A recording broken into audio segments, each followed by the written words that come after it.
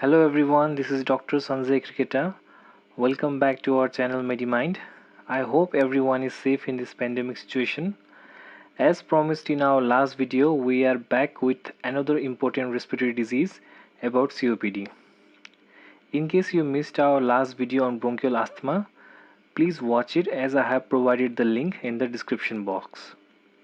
And please don't forget to subscribe as our channel will be providing valuable information on different medical diseases.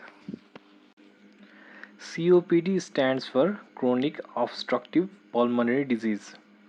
It is the leading cause of morbidity and mortality worldwide. It is the fourth leading cause of death in United States and projected to rank fifth in the burden of disease worldwide. COPD refers to long-term pulmonary disease characterized by airflow obstruction in pulmonary airways.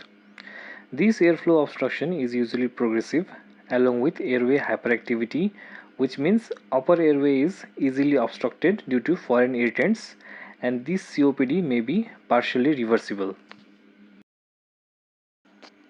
The most common cause of COPD is smoking, as evidenced by the fact that 80 to 85% people with COPD has history of smoking. Other causes include recurrent respiratory infections, allergies, hereditary factors such as deficiency in alpha-1 protease inhibitor. Alpha-1 protease is an inhibitor to the enzyme protease whose function is to maintain the normal gaseous exchange in the alveoli. The term COPD consists of two types of obstructive airway disease. First one is emphysema and another one is chronic bronchitis. We will discuss this disease individually in our upcoming videos. The mechanism involved in the pathogenesis of COPD are usually multiple. In front of your screen you can see a normal bronchial airway with elastic fibers that provides the traction and hold the airway open.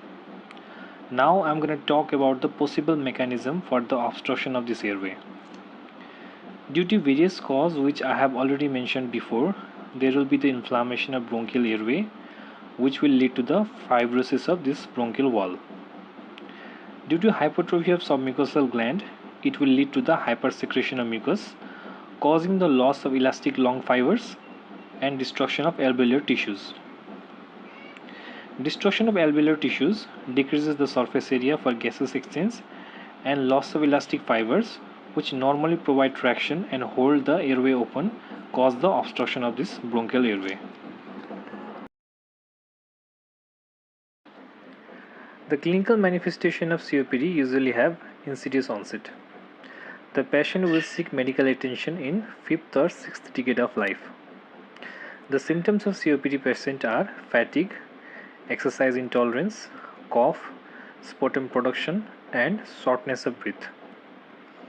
The protracted cough usually occurs in the morning, and as the disease progresses, dyspnea becomes more severe, which means difficulty in breathing. The late stages of COPD are characterized by recurrent respiratory infection and respiratory failure. Death in the COPD usually occurs due to respiratory infection and respiratory failure.